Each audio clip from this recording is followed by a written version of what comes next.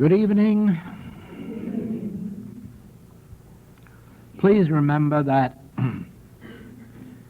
these Tuesday nights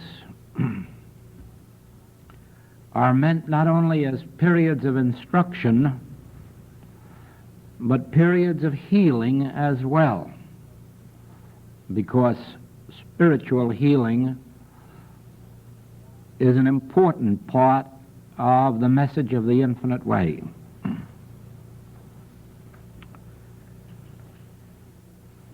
Those who are students of the infinite way already know that when they come to a meeting, a lecture, or a class, that they do not come to receive. They come that, let's call it the grace of God, may flow through their consciousness or as the activity of their consciousness and heal and redeem and lift up, forgive.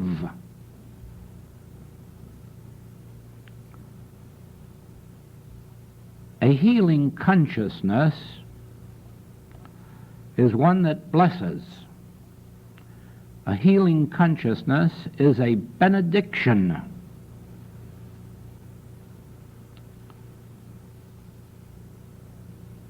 In the Occident, we are not quite as familiar with this subject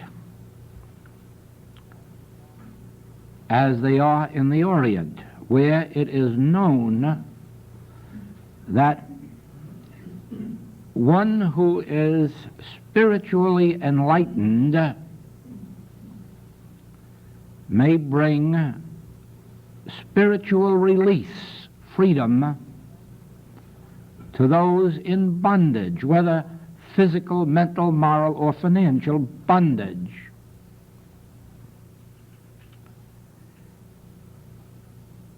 In some countries of the Orient, this experience is called darshan, and people go to the spiritually enlightened to receive darshan, but they not only go to people, they go to holy places where, because of the presence of some spiritually enlightened teachers, the whole atmosphere is one of spirituality, of blessing, of healing.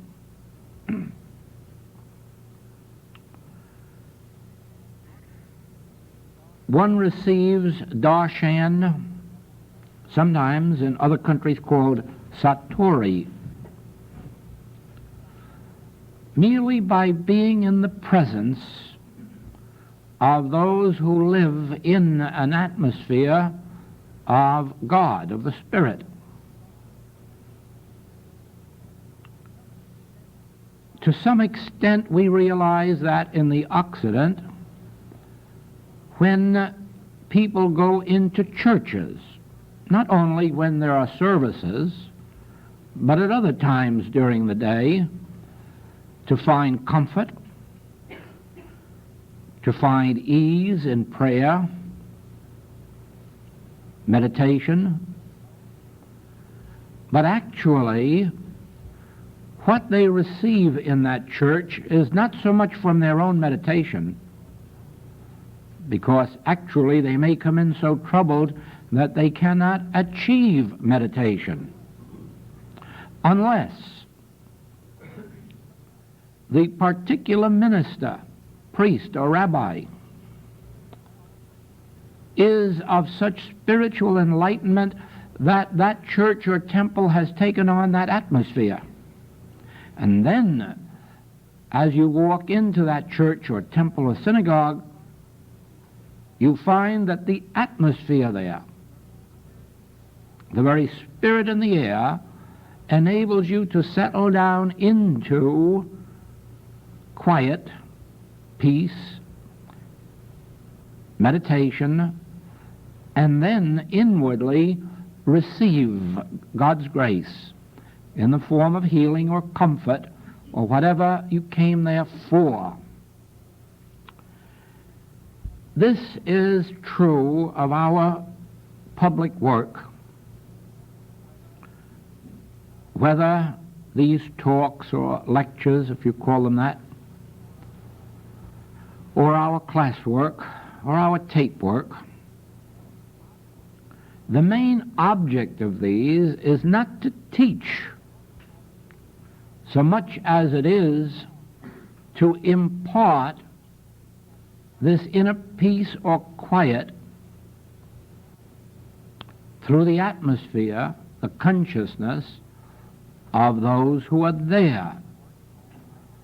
On my part, I prepare for this work by hours and hours and hours of meditation each day and night.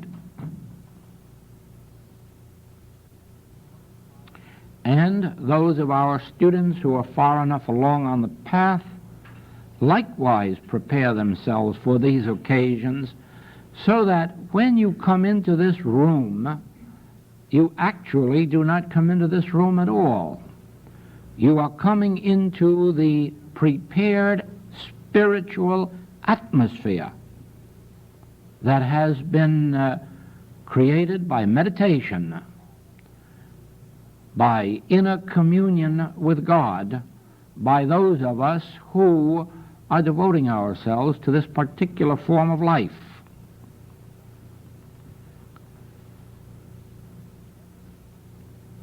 Every room bears the atmosphere of those who live in those rooms. That is why very often those who are sensitive, who have to live in hotels a great deal, travel a great deal, can almost tell when they walk into their hotel room who's been there or what state of consciousness has been there before them. It is so marked. Certainly, just as when you walk into a church, you know the nature of the minister by the atmosphere. So, when you walk into the home of one who is living, to some extent at least, in the Word of God, you can feel that atmosphere in their home. You can feel that peace. You can feel that quiet. And if those who live there truly understand the nature of meditation, many, many healings should take place when guests enter their home. Let us remember this. We are not people as we seem to be. We are states of consciousness. We can be very, very materialistic states of consciousness, and we can begin to fail to bring forth harmony, health, wholeness in our experience, and begin to turn from that material sense to a higher consciousness, the spiritual consciousness. And as we do, our nature changes, and the atmosphere that goes out from our mind changes. And then all of a sudden, those who come into our presence must feel that they are entering the presence of spiritual consciousness.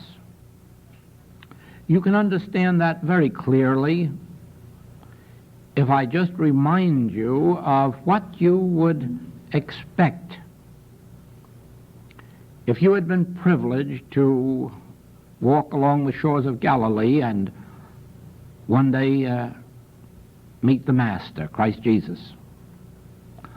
What do you think you would feel if you entered that presence? Would you by any chance believe that you are not in the presence of someone set apart, someone different than the ordinary run of Hebrew rabbis?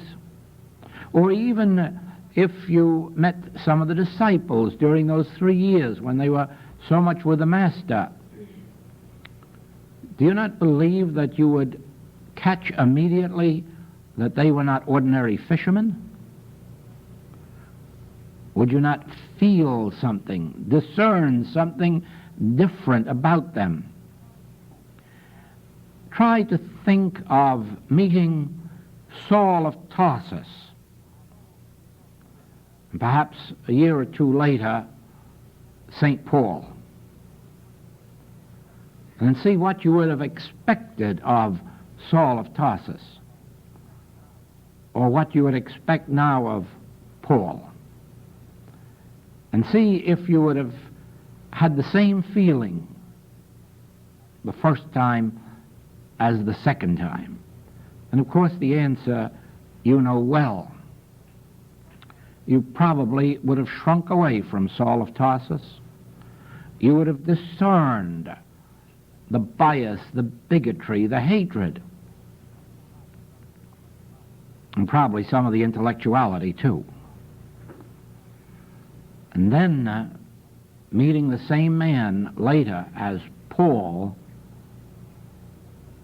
I'm sure that you never would have been reminded of the fact that he was one of the great Hebrew intellectuals, for now you would have felt that humility that enabled him to say, I live, yet not I. Christ liveth my life. So it is, the difference between walking into the consciousness of a human being and into one who has been touched by some measure of spiritual light is just the same. The human being has a well-developed sense of I. Whether that I is a big businessman or a big professional man, or whether that I is someone of wealth or of society, whether that I is someone prominent in this field or that field, that sense of I inevitably is there because that is what humanhood is founded on.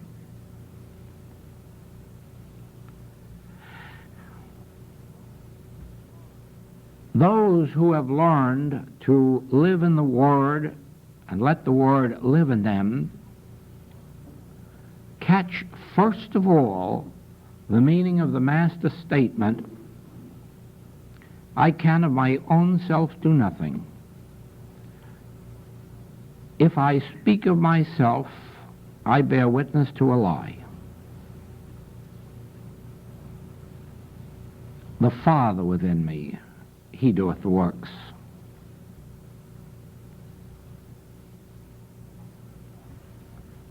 I and my Father are one, but the Father is greater than I. The minute you come into an atmosphere of that kind, you are in the presence of humility, which is the outward sign of an inward grace,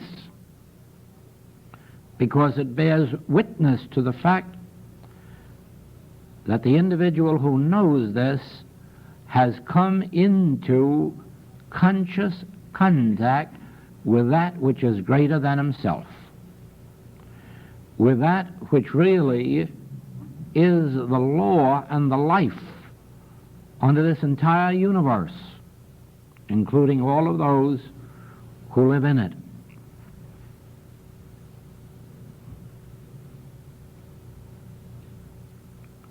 A healing consciousness is one that has had that experience of coming face to face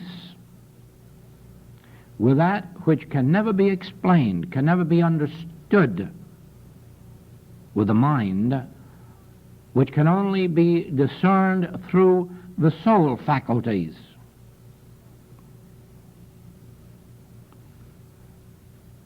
We do have two sets of faculties. We have the five physical senses, and we have the reasoning mind. But we have another set of faculties, quite separate and apart from those, and that is inner discernment. I have used the term always soul faculties, faculties of the soul.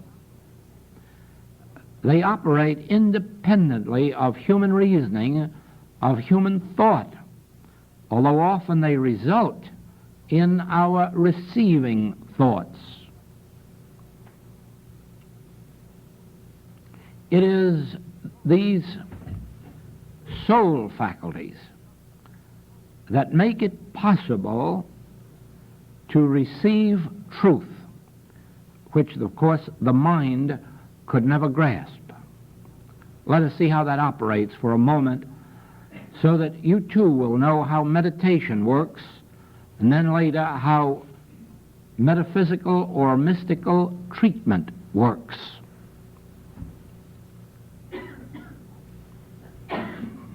I say to you, speaking with 30 years of experience, that there is only one power. Now, of course, if you have experienced a spiritual healing, more especially if you have ever been responsible for one, you already know that this is truth,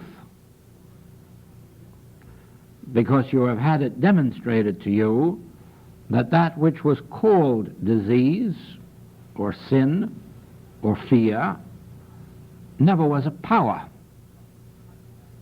because on coming in contact with this understanding, these negative thoughts and things dissolved and disappeared. But supposing now that you are one of those who have not yet experienced the fourth dimensional experience of healing or being healed, and I were to say to you, there is only one power, your answer would more than likely be that which I have received hundreds of times. Oh, you say there is only one power, and that's God? Let me take you down the street to this hospital, to this mental institute, to this cemetery, and I'll show you some other powers. Certainly, as humans, we are constituted of the belief of two powers, and that is what makes us humans. Without that one single belief in two powers, we would no longer be human beings. We would already be what Paul called sons of God. We would already be praying for our enemies, so that, as Jesus said, we might be or become sons of God. Surely, in proportion then, as you can find it possible to accept one power, you are already yielding some of your egotistical sense, which is based, of course, on accepting appearances, and you are beginning to discern that there is more to this life and world than meets the eye, or ear, or taste, or touch, or smell, or even reason. Much more to this world than the reasoning mind can account for. Then, hear this, when you have your period of meditation, your very first thought must be that we are dwelling in a universe, in an atmosphere of one power. Now let us see what this will do for you, because this is the only way that you can carry on a meditation successfully. Be assured of this, you never will succeed in meditation or in spiritual healing until you have been able to bring yourself to the realization of one power. And the reason is this: as long as you have two powers, you will be reaching for a God to do something to the powers you would like destroyed, and there is no such God. This very sad world has been going on for thousands of years, waiting and praying in many ways, in many forms, in many languages, for this good, great God to do something to all the evil influences in this world. And the evil keeps right on going and multiplying.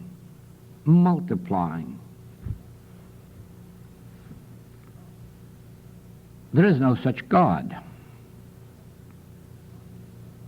And those who sit and wait will continue to sit and wait until their 80 years have eaten them up. But to glimpse in some measure that there are not two powers as there seem to be. There is but one power, and therefore we are not praying to a big power to destroy a little power. We're not even praying for one power to destroy another power of any size, shape, or form, or person. Rather, we are sitting here in meditation to contemplate that which is the only presence and the only power. Strangely enough, there are two powers in the human world, and always will be, until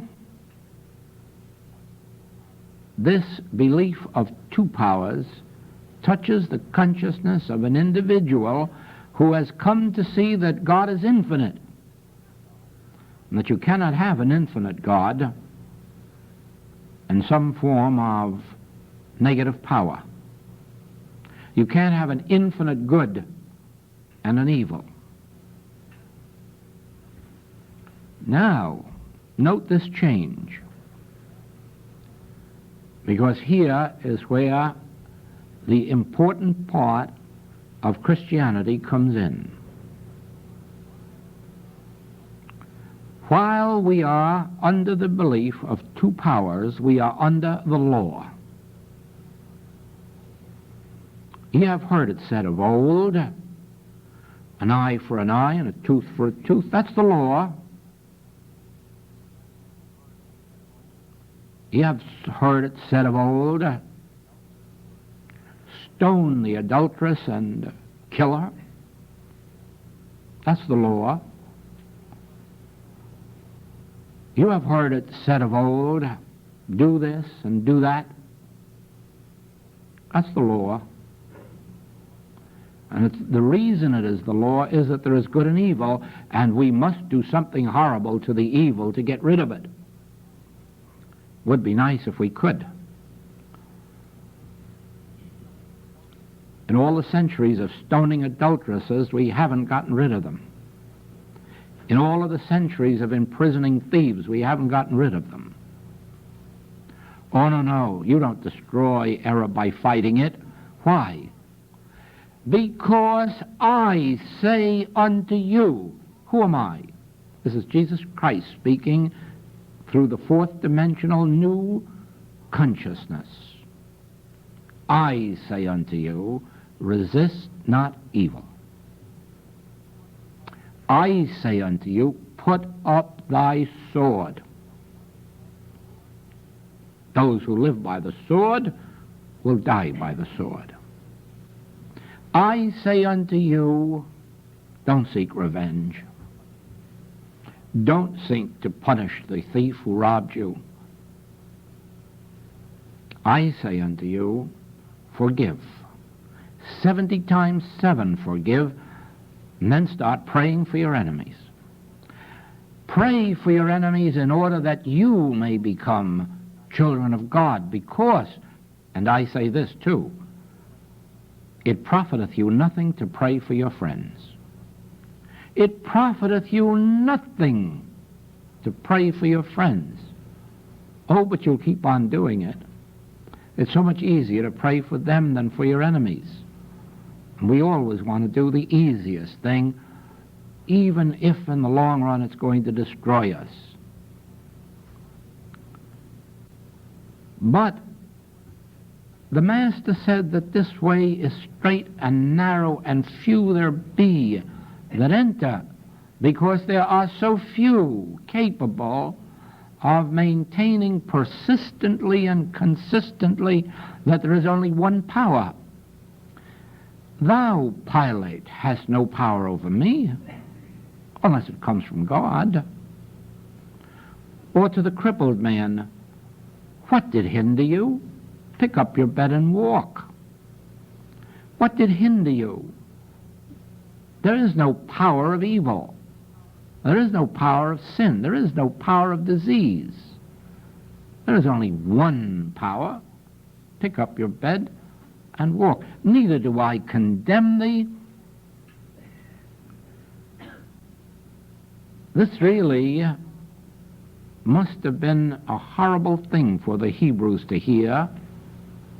Neither do I condemn thee to an adulteress. Horror of horrors. They were meant to be stoned to death. And yet he, a rabbi, says, neither do I condemn thee. Thief on the cross. I will take you with me into paradise this very night. No resistance, no opposition, no punishment, no sword. No, resist not evil. Put up thy sword. Acknowledge one power. Thou shalt love the Lord thy God with all thy heart, with all thy soul, with all thy mind. How can I love the Lord so completely, so absolutely, unless I have come into the awareness that this Lord can be loved because it is the only God, the only one, the only Spirit, the only presence, the only power, then indeed can I worship and adore and praise. Then certainly I can be at peace.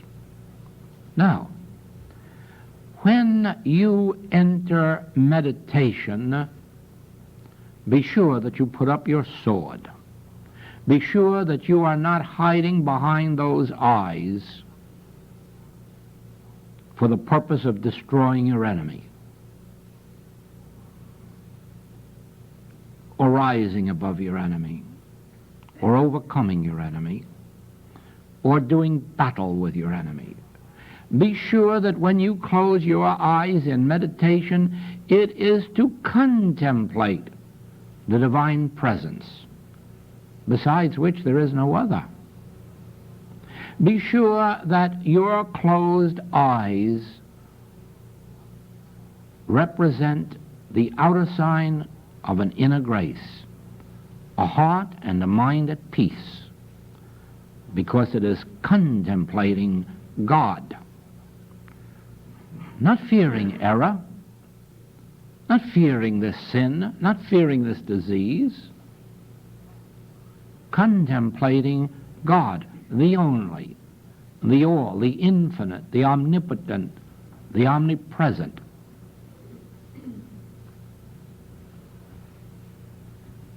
Be sure, when you close your eyes in meditation, that you are not going to God for any favors. you won't receive any. Save yourself heartaches and disappointments. Don't go to God for favors. I have said this so many times in classes, and it bears repetition. When you go to God, go in the same spirit that you would go to your mother.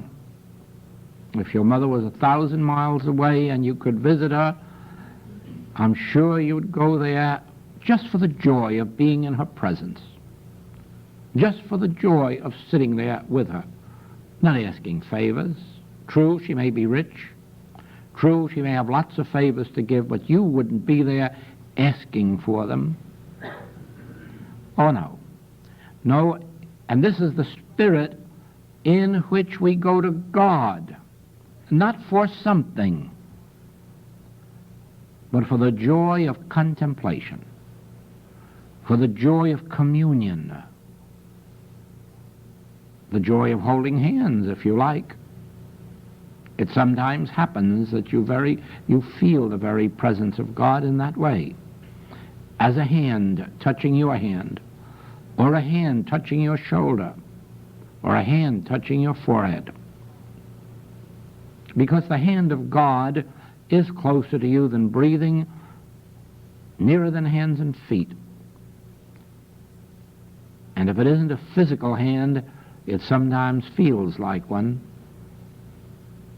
strong but gentle. Meditation is really the gateway to heaven, if meditation is understood. Be at peace in meditation, and you cannot be at peace if you want something. You cannot be at peace if you have a desire. You cannot be at peace if you're longing for something, or if you are feeling a sense of separation. You can only be at peace when you are in communion with the Divine Spirit.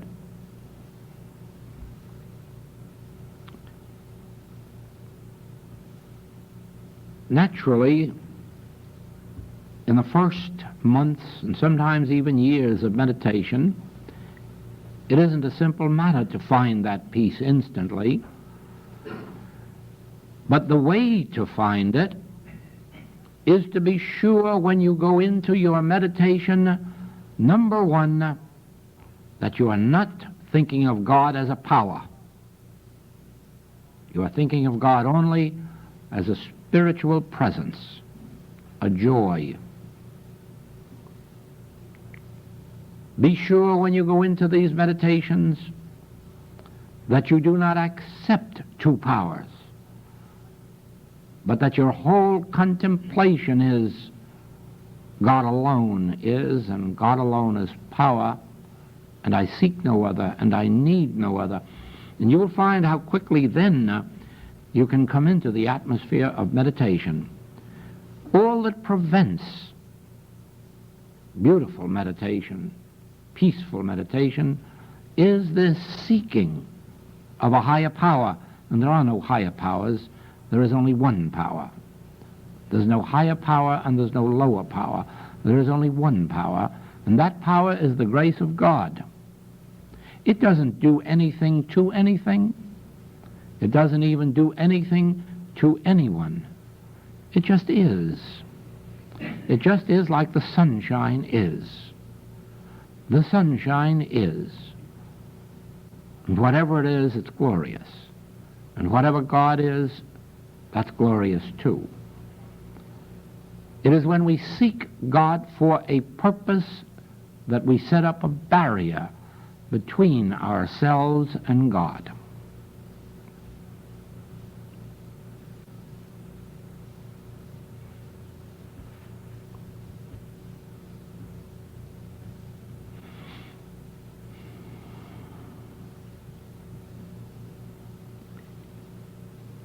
It is often believed by young students of meditation that there should be an attempt to stop human thinking, to blank the mind or blank the thought.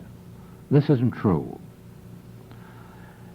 This has been accomplished by some people, but as a general rule, they'll end up mental subjects. It's a very dangerous practice. It never leads to any good. The contemplation of God will still the thought and ultimately silence it. But you can't do it, because the very you that's trying is the human mind. That's all there is to the you that's trying to still the human mind, is the human mind. And that's why it can't succeed. But if you contemplate God as a presence, as the one power, the only power, or the none power, just being, Spirit itself, acting always through grace. As you contemplate some of the scriptural promises, some of the scriptural passages of assurance, you will find that the human mind will silence itself or be silenced by whatever it is that takes over in that period of contemplation. Don't try to stop your mind working. As long as your mind wants to work, let it work with spiritual passages of truth. Let it work as a contemplation. Now, in our work, there are 3 stages to meditation. The first is contemplative meditation, which I have found to be the best form of meditation for the Occidental thought. That is, for those of us of the Occident who have never been trained in Oriental forms of meditation, especially those who haven't been trained from childhood up. Contemplative meditation, that is, contemplating the presence, contemplating God's grace, contemplating God as one and only, contemplating scriptural passages of promise, of assurance, of divine presence. 23rd Psalm, for instance, the Lord is my shepherd, I shall not want. Contemplating all passages of is. The Lord is my shepherd, I shall not want. God is in the midst of me. God is the soul, the spirit, the life. God's grace is my sufficiency. This leads itself to a stilling of the 5 physical senses and of the human reasoning mind. This itself leads to an inner stillness when the second phase of meditation takes over. And this second phase is communion. This is where there are 2 enter the scene. There is I myself in meditation and contemplation coming face to face with the realization of a presence within me, of a spirit, of a gentleness, of something other than myself. It may take effect as an inner warmth, a glow. Sometimes it actually speaks. Or, at other times, we receive impressions, almost as if we heard the voice. Sometimes later, we're not sure whether we actually heard a voice or received an impression. But it is in this stage that we are in communion with God. We are in communion with the Spirit. And a something takes place and goes back and forth as if it were from me to God and from God to me. A flow, a gentle flow, backwards and forwards, in and out. And I know that I'm in communion. I know the Spirit is with me. The Spirit of the Lord God is upon me. And I am ordained to heal the sick. Where the Spirit of the Lord is, there is liberty. And the Spirit of the Lord is here, and I feel it, and I feel a freedom. I feel a dropping away of problems, sometimes of sin, of disease. It's an actual experience of release. And this is the second stage of meditation, which is communion. The third stage, of course, is the ultimate, and that is conscious union with God. And in this stage, the personal or separate selfhood disappears, and it is as if one were not there as a person, but that God itself were there, and only God. It must have been in moments like this that the Master could speak from the standpoint of the word I and say, I am the way, the truth, and the life. Now, it wasn't a man speaking. That was God speaking. And the man Jesus was temporarily absent from the body. I will never leave thee nor forsake thee. That wasn't a man, because the man said later, if I go not away, the Comforter will not come to you. So it wasn't a man saying, I will never leave thee nor forsake thee. It was God speaking when Jesus was absent from himself. And there was only the Spirit of the Lord God there. These moments have come to every mystic who is known in literature.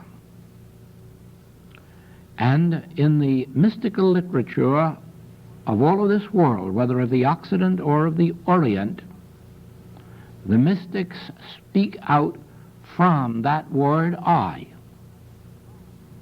as if God itself was speaking and they weren't there, or as if they were God and speaking as God. When you come to know the mystics, you know that none of them ever made the mistake of believing that a human being is God or can ever become God, but that in the absence of this human sense of self, God speaks. These are periods of illumination. These are periods such as Moses experienced, when he could say, I am that I am. These were moments that Jesus experienced when he could say, I am the meat, I am the wine, I am the water. At other times he merely said, I have meat that ye know not of. There was that I and that presence again. In our work I have told you often that when this presence is realized, you will find that it actually is your supply. It actually is new organs and functions of the body. It actually does take form as your home, your family, your human relationships, your parking spaces even. There is an actual presence that is as real as we are real to each other. And there is a relaxing, once that is felt and experienced, there is a relaxing from personal effort. I can of my own self do nothing. This is the man speaking, the man, Jesus. I can of my own self do nothing. If I speak of myself, I bear witness to a lie. And then the presence is realized, and I have meat the world knows not of. I could give you waters, living waters.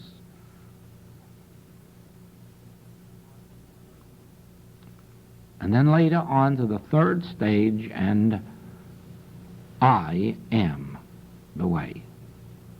I am the truth. And there it is, God speaking as individual being, the Word made flesh, God incarnate, and walking this earth. This ultimately is the destiny of every individual. There is an overturning and an overturning and an overturning in individual consciousness until he come, whose right it is, that he is God. There will be an overturning in our consciousness, and it will appear to us as a battle, a warfare between the flesh and the spirit, a warfare between disease and health, between lack and abundance, finally a warfare between the two eyes, the eye that is Joel and the eye that is God. And oh, Joel dies hard. It wants to perpetuate itself. It wants to be something, to do something, to know something. And that warfare goes on until finally Joel is shaken so thoroughly that he awakens to the fact that I'm nothing. But the eye which is God, is it, and it is all. And then meditation takes on its final phase, when in this nothingness of Joel, the Father speaks. And the Father takes over, and the Father heals, and the Father redeems, and the Father instructs. And as Paul lived to learn, the Father lives our lives. That is our ultimate destiny. Every one of us eventually will come to Paul's state of consciousness in the realization, I live, yet not I. Christ, the Son of God, the very Spirit of presence of God, lives my life. Then and only then are we in the presence of the absolute humility, a humility that has in it not one single trace of virtue, but of realization of truth. It literally is true. I am nothing, can do nothing, can be nothing.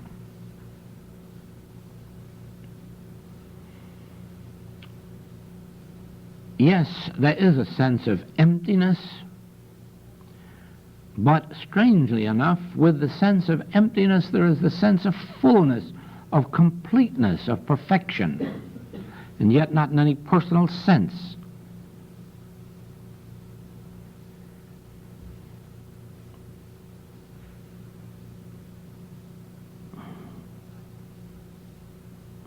You remember the old-fashioned affirmations?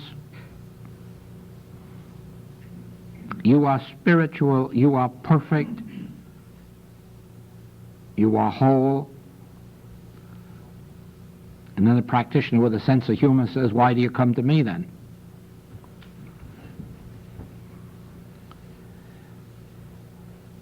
You don't have that feeling that I am spiritual and I am perfect and I am whole. You have more the feeling of being absent, of having no qualities, and yet feeling this transcendent presence which is doing it, and almost you're looking over your shoulder and watching it live your life. That's the sense of it.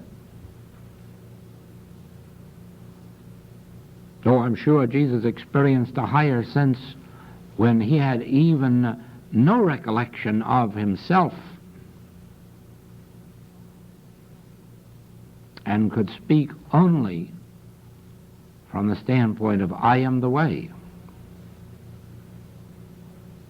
Now, just to make sure that you do not miss this point, in your meditation, you will become a blessing to everyone who comes within range of your thought. In your meditation, there will be such an atmosphere created and emanate from you that it will produce an atmosphere even in the walls and on the floors and in the ceilings, so that others who come into that room where you meditate will feel the spiritual presence. But remember that this can only be if in your meditation you surrender your sword. Take up no battles. Be sure that you are not fighting error. Be sure that you are not trying to overcome it. Be sure that you are not seeking God, to have God do something for you. Be sure that your entire meditation while you are in the contemplative stage is, the Lord is my shepherd. I shall not want. God's grace is my sufficiency. The infinite nature of God makes it true that the place whereon I stand is holy ground, for I and the Father are one. Always the Father says, Son, thou art ever with me. All that I have is thine.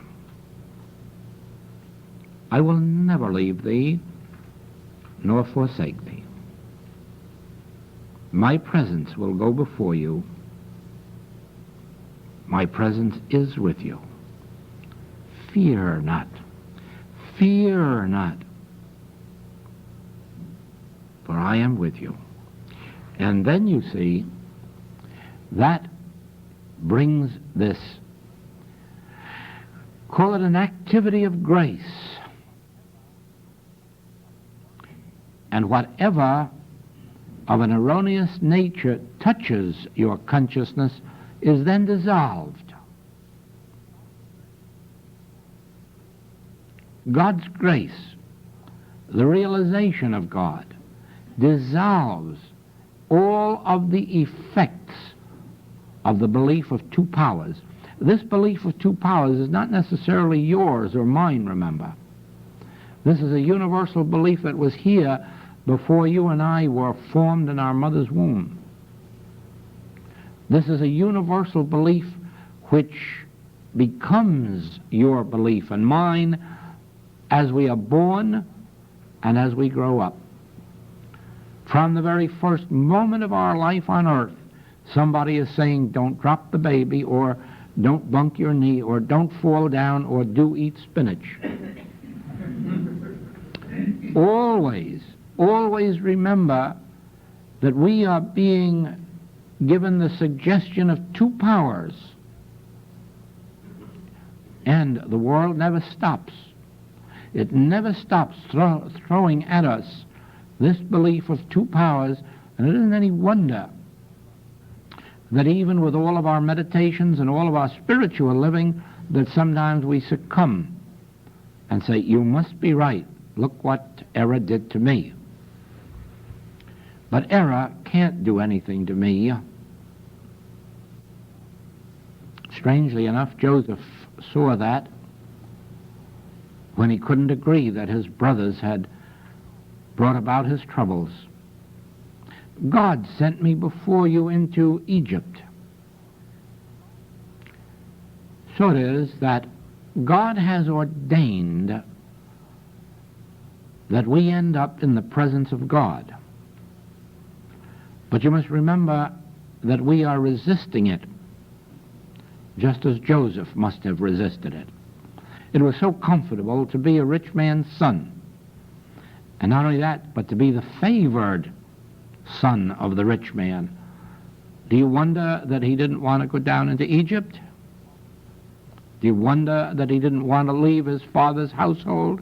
That he had to be kidnapped and sent there as a slave in order to fulfill his function? And so it is with us. Life gets very comfortable for us. Even sometimes in our sins and diseases, it's too comfortable for us to want to make the effort to move out of. And so it is that sometimes God takes us by the hand or by the neck and leads us to that which is our ultimate destiny, which is to stand in the presence of God and to stand forth as the presence of God. When will this day come on earth? It will come this day, as it has already come to many others in the past. This day in which an individual begins to grasp in some degree that there is only one power. For this is the whole secret. This is the whole secret of the Bible. Adam and Eve were in the Garden of Eden until they accepted two powers, good and evil. And that ended their holiday. From then on, they worked for a living, brought forth their children in pain. Every individual returns to the Garden of Eden in proportion as they can inwardly accept one power and put up that sword. You can tell when you are approaching it, first of all, by your own meditations, as they consist less and less of power, even the desire for a power, even the desire for overcoming.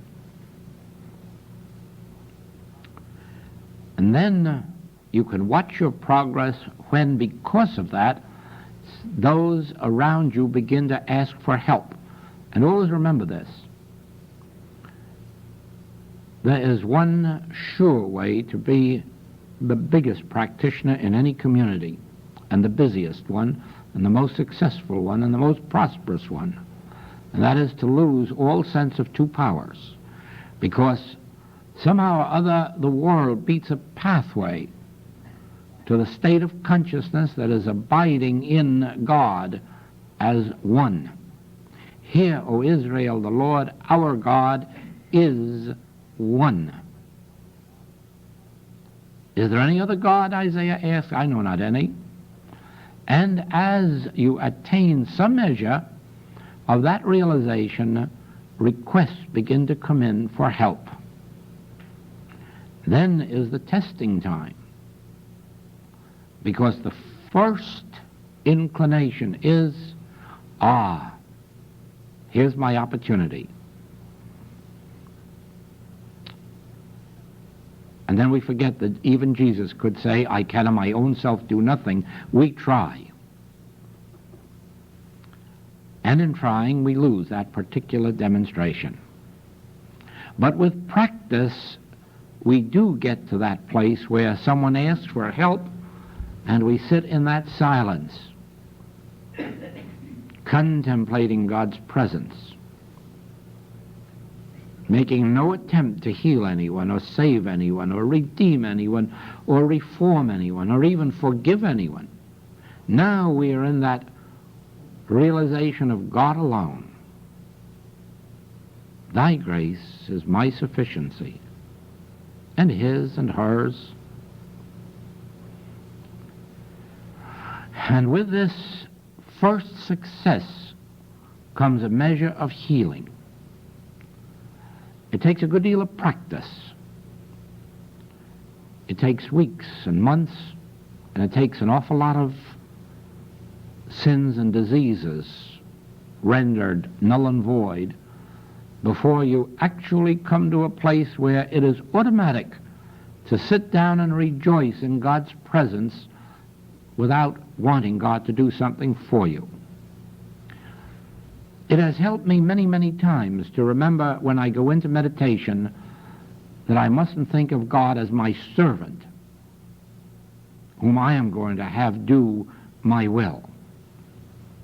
It helps me when I go into meditation to remember that I am the servant of the Most High, and that I want to do nothing. I want to receive instruction, receive enlightenment, receive grace. This is what helps me always to achieve my inner peace. As soon as I can surrender any desire to have God do my bidding, even for a sick man or a sick woman. When I can remember that my position is always to be a servant of God, not an instructor or a master.